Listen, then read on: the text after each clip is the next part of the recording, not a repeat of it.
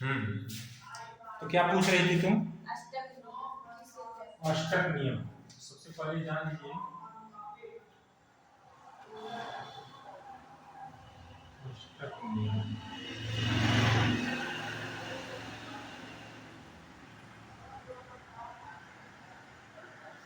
अष्टक नियम क्या है? कोई भी परमाणु जिसके बाहरी कक्षा में 8 इलेक्ट्रॉन नहीं होते या कोई भी परमाणु अपनी बाहरी कक्षा में अक्रिय गैस की संरचना उसकी नहीं रहती है, तब वह परमाणु अपने पास के अक्रिय गैस की संरचना प्राप्त करने के लिए रिएक्शन करता है, यानी क्रिया करता है, दूसरे परमाणु से जुड़ता है। जैसे अक्रिय गैस कौन कौन सी है पहले जानिए। अक्रिय गैस है हीलियम, जिसका परमाणु क्रमांक कितना होता है? 2। अच्छा, एक एक पद्धति होती है कि परमाणु क्रमांक जो होता है उसको नीचे लिखते हैं और परमाणु भार को ऊपर लिखते हैं। सामान्य तौर पर अभी हम आप लोगों को सहसंयोजकता में और इसमें हम केवल परमाणु क्रमांक की ही बात कर रहे हैं, परमाणु भार इसमें नहीं आ रहा है। तो 2He, उसी तरह से Ne, इसका कितना होता है? 10। ये सब अक्रिय गैस है। क्या है? अक्रिय गैस।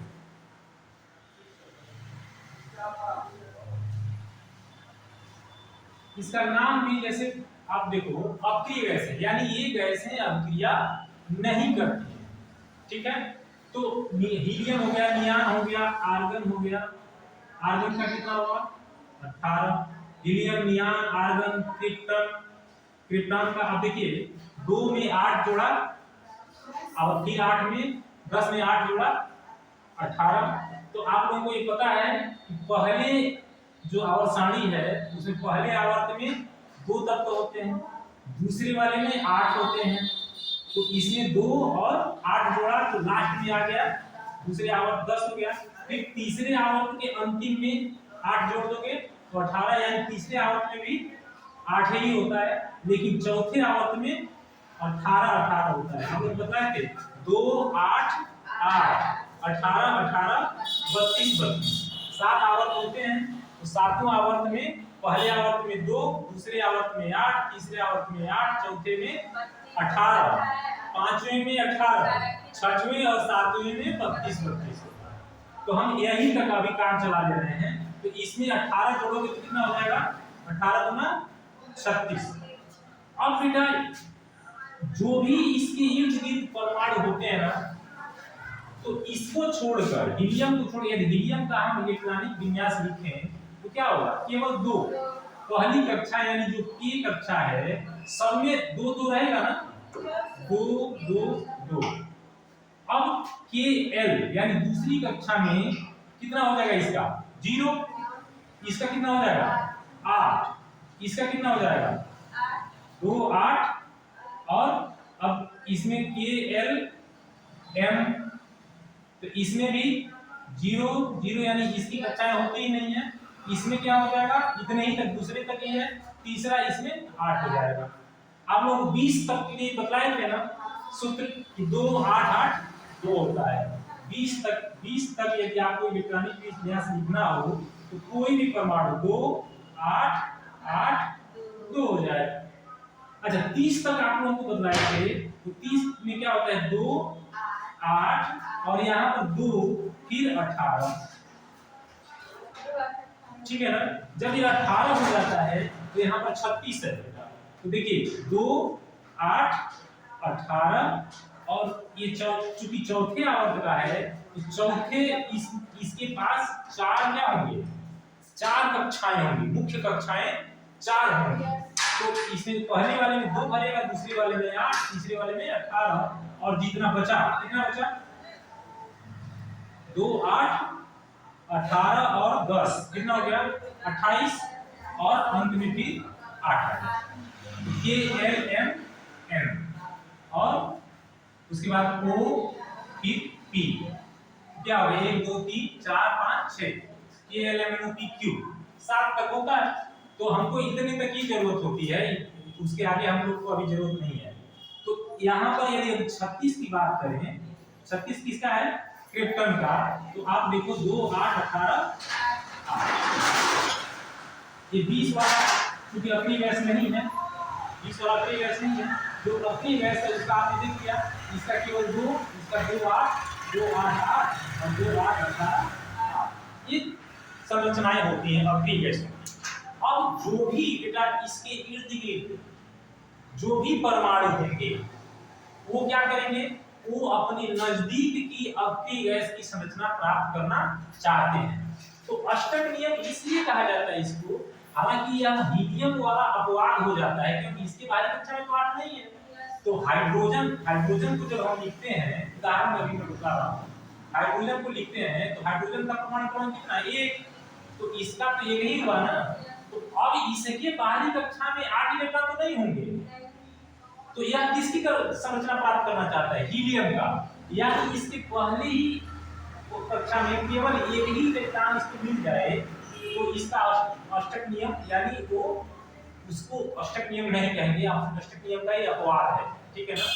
अष्टक नियम का मतलब क्या? अष्टक नियम का मतलब 8, सबसे बाहरी कक्षा में 8 इलेक्ट्रॉन का पाया जाना अष्टक नियम कहलाता है। तो मतलब जिसमें नहीं होता है, जिन परमाणुओं में बाहरी कक्षा में 8 इलेक्ट्रॉन नहीं होते हैं, तो उनको क्या करना होता है? वो किसी भी तरह से 8 इलेक्ट्रॉन चाहते हैं कि हमारी बाहरी कक्षा में हो जाए। तो उसके लिए आप लोगों को बतलाए हैं,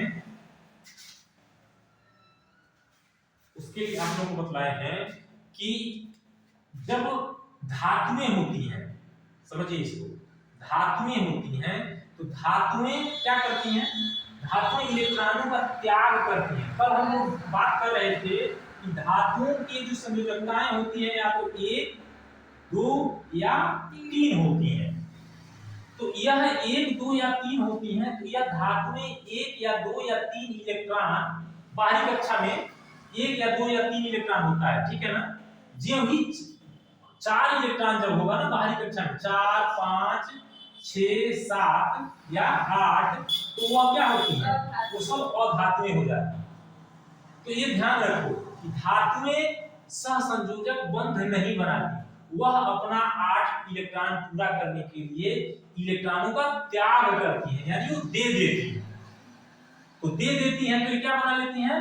धनावेश बना लेती है। क्यों?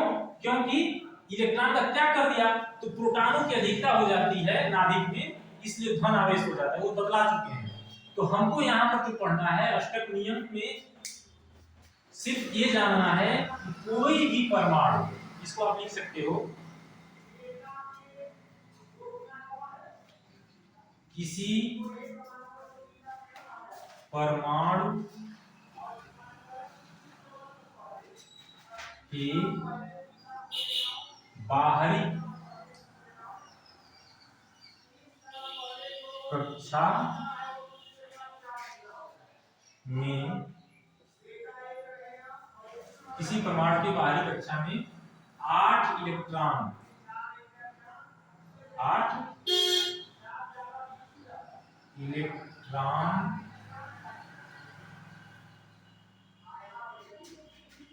को पूरा करने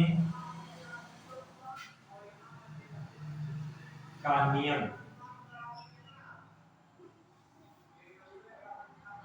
अष्टक नियम कहलाता है।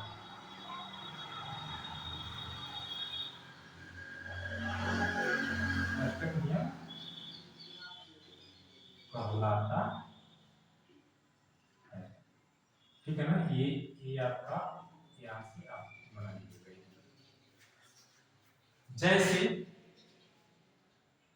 जैसे 2 उदाहरण मैं दे रहा हूं। सोडियम का 11 Na होता है, ठीक है ना।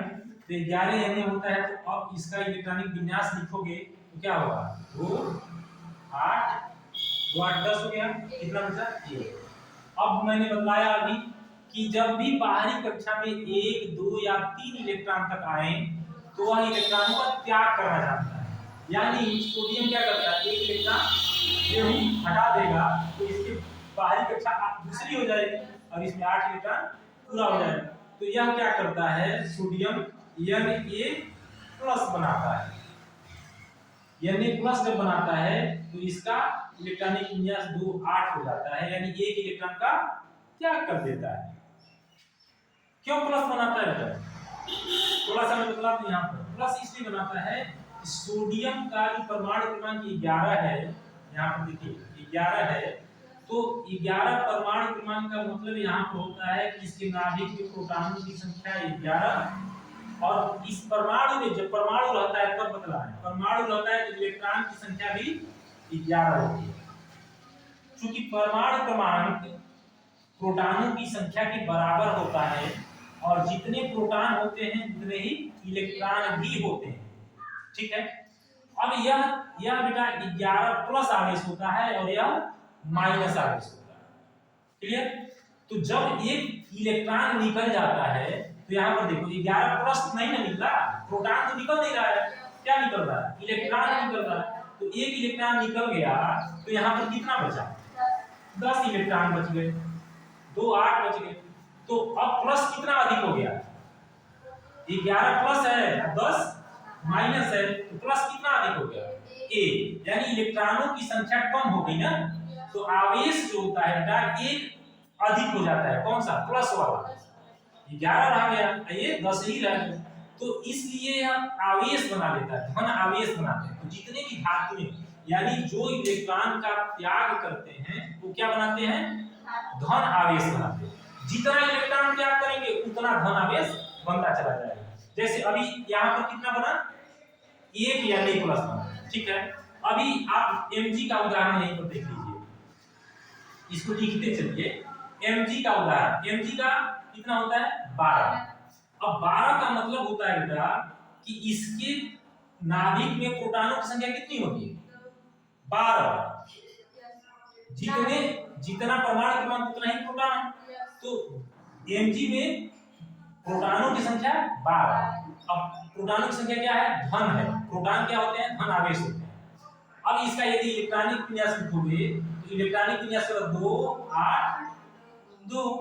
अभी मैंने बताया कि जब भी बाहरी कक्षा में 1 2 या 3 इलेक्ट्रॉन होते हैं तो क्या करते हैं, क्या कर देते हैं। तो यह जब निकल जाएगा बेटा, तो यह निकल जाएगा तो क्या हो जाएगा, Mg 2 इलेक्ट्रॉन निकल गए तो कितने प्लस बनेंगे, 2 प्लस बन जाएगा। तो ये 12 Mg+, यानी अब इसका परमाणु क्रमांक तो 12 ही है लेकिन Mg+ बन गया। क्यों, क्योंकि 2 इलेक्ट्रॉन निकल गए तो प्लस आवेश बढ़ गया, धन आवेश बढ़ गया, तो इसलिए अच्छा इसका ऑक्टेट भी पूरा हो गया।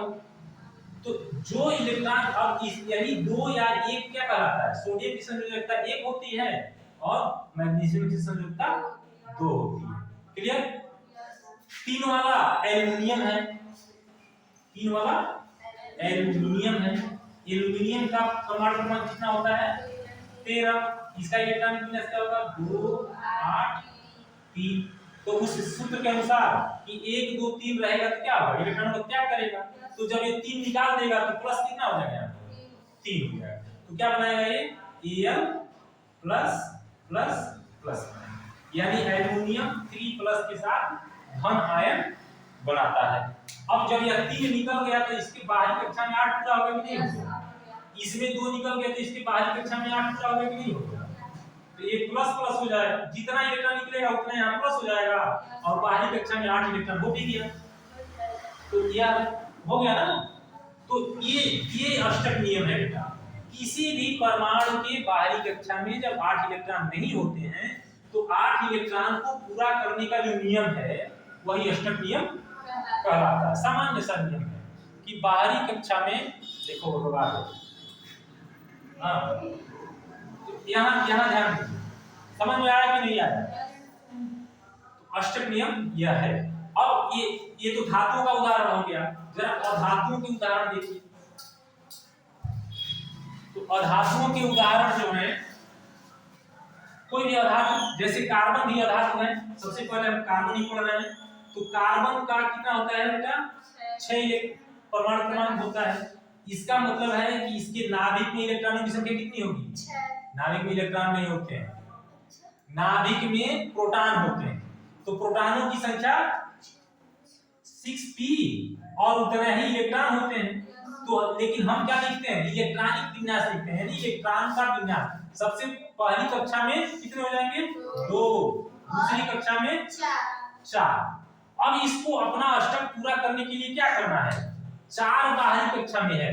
मैंने नियम क्या बतलाया है कि जब बाहरी कक्षा में 1, 2, 3 इलेक्ट्रॉन होते हैं तो वे धातुएं होती हैं और धातुएं इलेक्ट्रॉनों का त्याग करती हैं, तो धन आयन या ऋण आयन बनाती हैं। लेकिन कार्बन से, यानी जिनकी संयोजकता 4 या फिर उसके बाहरी कक्षा में 5 हो जाएगा तो उसकी संयोजकता 3 हो जाएगी। 8 में से 5 घटा देंगे तो 6 होगा बाहरी कक्षा में तो उसकी संयोजकता 2 हो जाएगी। 7 होगा तो उसकी संयोजकता 1 हो जाएगी और 8 होगा तो उसकी संयोजकता 0 हो जाएगी। 8 में से 8 घटा दो तो 0 हो जाएगी। इसीलिए इनको हम अप्रिय गैस कहते हैं। 0 हो गया, इसको ना लेना है ना देना है ना साझा करना है, अकेले में मस्त है। तो अब कार्बन का देखिए, कार्बन की बाहरी कक्षा में कितने इलेक्ट्रॉन? 4। तो यह क्या करेगा? क्या देगा? क्या ले भी नहीं सकता, साझा करता है।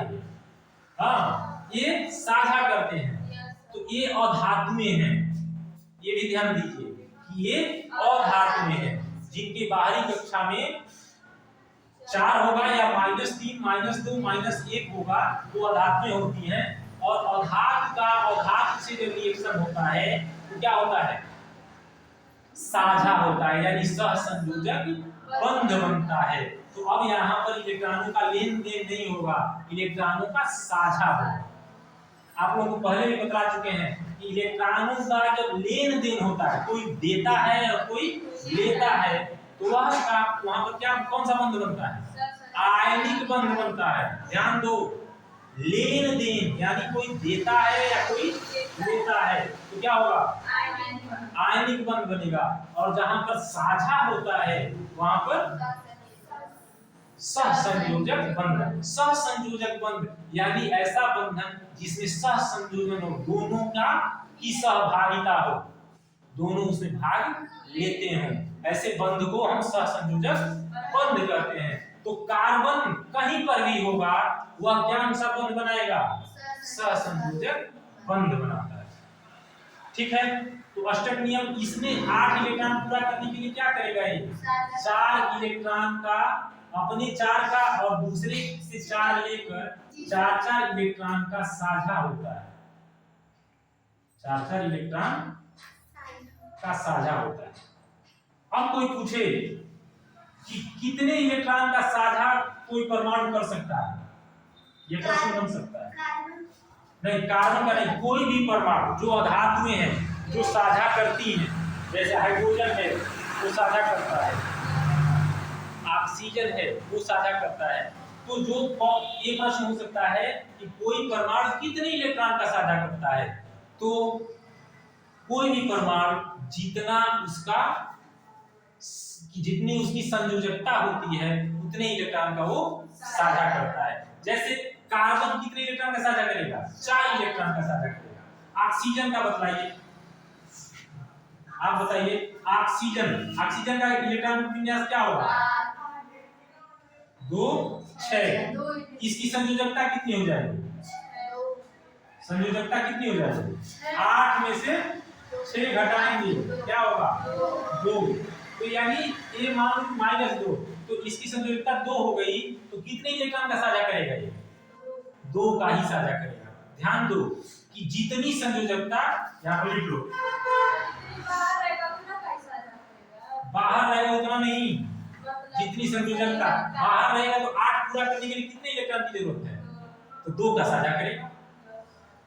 जितने अपने आप के लिए, अष्टक नियम जो है ना, कोई भी परमाणु अष्टक नियम को पूरा करने के लिए, यानी अपनी बाहरी कक्षा में 8 इलेक्ट्रॉन को पूरा करने के लिए जितने इलेक्ट्रॉनों की उसकी आवश्यकता होती है उतना ही इलेक्ट्रॉन का साझा करता है। ये प्रश्न है, तो लिख लो, कोई परमाणु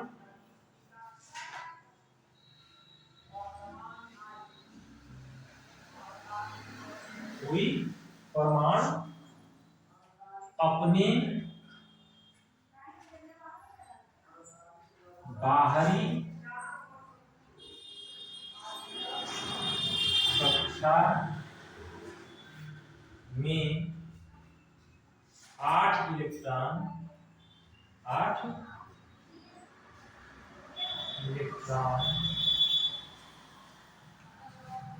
पूरा करने के लिए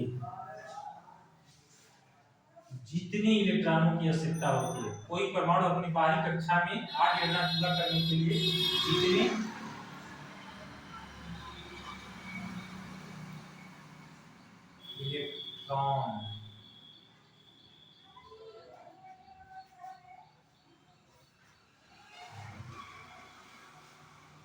इलेक्ट्रॉन चाहता है कोई परमाणु अपनी बाहरी कक्षा में 8 इलेक्ट्रॉन पूरा करने के लिए जितने इलेक्ट्रॉन चाहता है उतने ही इलेक्ट्रॉन का साझा करता है, उतने ही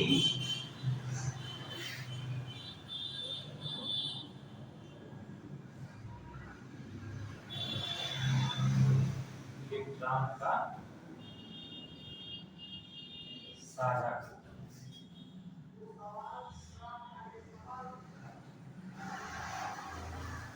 समझ में आ गया? तो ये रहा अष्टक नियम।